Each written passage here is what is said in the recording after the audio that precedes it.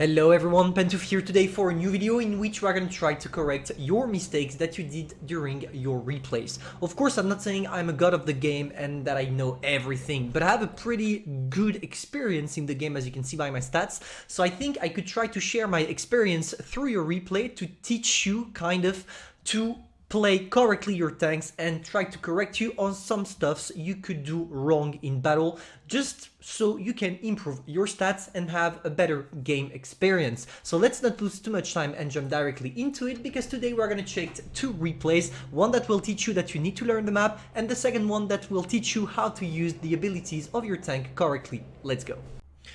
Concerning the first replay, guys, we're gonna see a T-54 lightweight, and I just want you, I'm just gonna commentate what the guy is doing, and you're gonna try to see by yourself what is happening, okay? Let's do it like that. So for the moment, he's going to a traditional light spot that can work with the T-54 lightweight. He's gonna go straight to the middle near the cap circle. What is great here, no, not the cap circle, sorry, the X cap circle, because it was back in the days. I'm sorry. I did way too hard to find old versus new videos, so now I'm stuck into the past. So as you can see, he's playing his tank pretty well for the moment. He's literally taking an all down position. That's what you want to do with the T-54 lightweight. That's what works, because that's actually one of the few light tanks at tier 8 that actually has turret armor. He's not trying to play too aggressively. He sees that it doesn't have the gun depression to be able to shoot, so he goes back. For the moment, everything is fine, but I want you to pay attention to every single detail in this video, so you try to kind of analyze the replay and what went wrong before I do it myself. So for the moment, nothing really exciting. It's just a traditional game. He tries to sneak some shots from all down position. Unfortunately, maybe a small mistake, but it's not the subject of this video here, is that he's trying to take positions from which you need gun depression, and the T-54 lightweight is definitely not known to have a good gun depression. You could have done what he did here with maybe an RU-251, but not a T-54 lightweight, but we're not really here to discuss about that. Look at what is gonna happen after. For the moment, traditional shots. Maybe he missed some shots because he decided not to shoot with a PCR, which is something he should have done by far on the T-54 mod 1, but also on the Ice 3. He decides to come back and to help the rest of his team, so that's good for the moment. He goes for a shot on the Smasher, and unfortunately, there is the ML right there. And look at what is gonna happen right now. He's trying to hide from the ML. He doesn't move. He knows he's locked at the moment. And he dies, okay? What went wrong for you? I'm leaving you 5 seconds. What went wrong?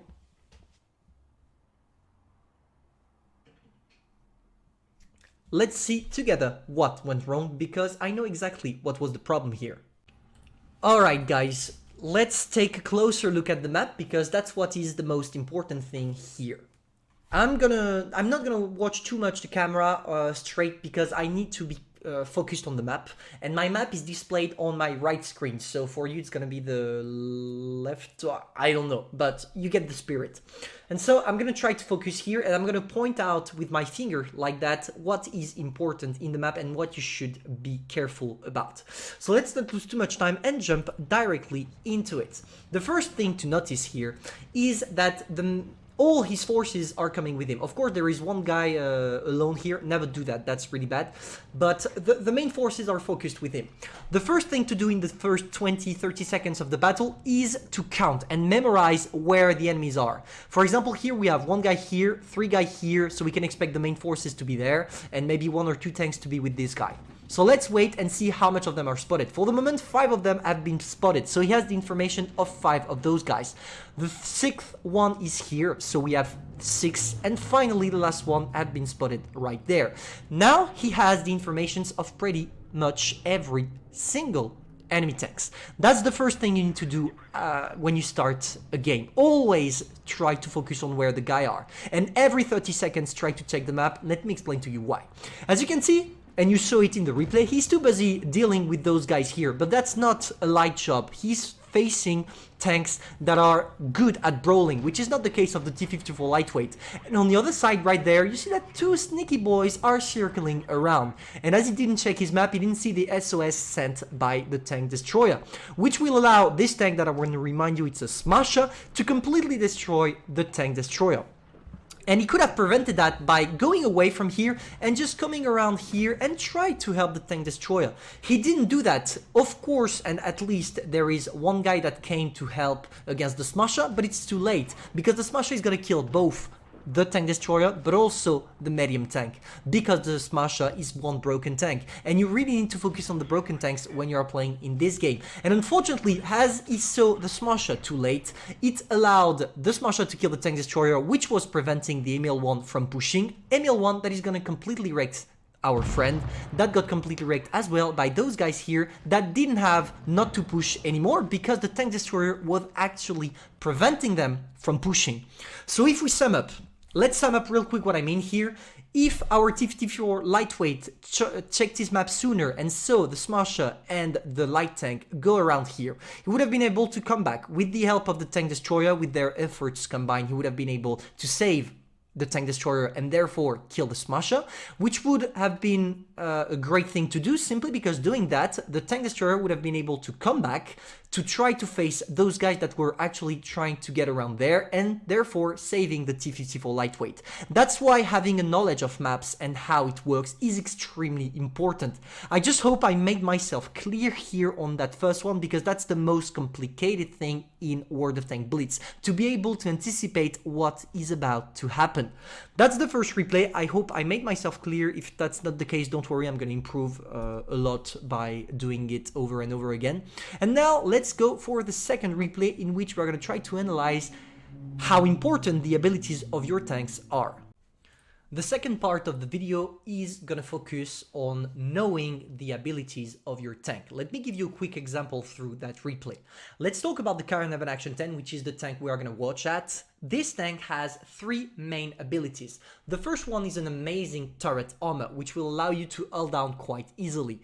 You can combine that with the second factor, which is 10 degrees of gun depression, which makes you an extremely versatile tank when it comes to hilly terrains, which means from an hull down position that requires gun depression, you are going to be nearly invincible, because nobody will be able to penetrate your turret.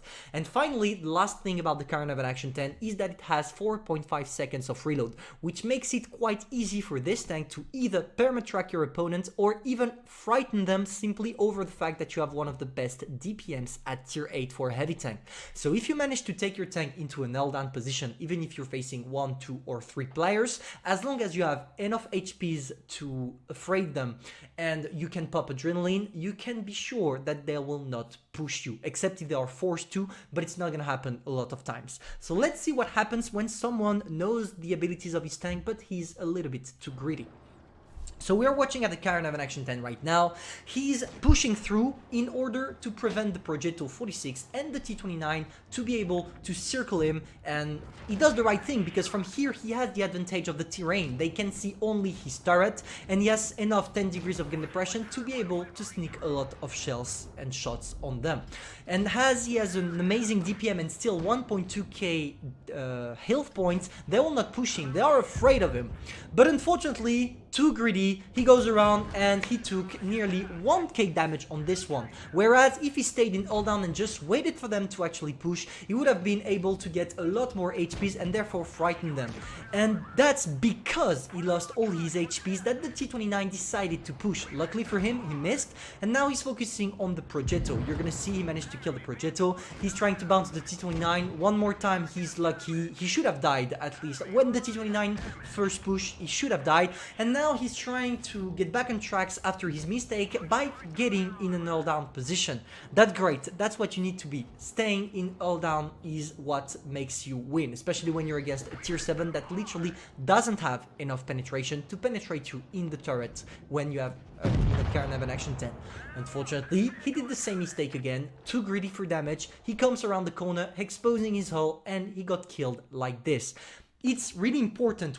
What you need to learn from that replay is always make sure to use your abilities at their maximum. The Karen Action 10 is good when you are in hull down, so stay in hull down, even if it means that you can't have 1 or 2 damage more. Don't be greedy, because if you are greedy, you are gonna lose the battle. I can guarantee you that if that guy here stayed in the back, waited for them to push, he would have 1.2k health points, he maybe would have lost 600 HP, but he would have been able to kill both the Progetto and the T-29, and he would have just to get rid of the Annihilator, which is, let's be honest, an easy target for the Karanev and Action 10 by staying in hold down, and he would have won that. Here he failed because he was too greedy. So the moral of the story is always use your tanks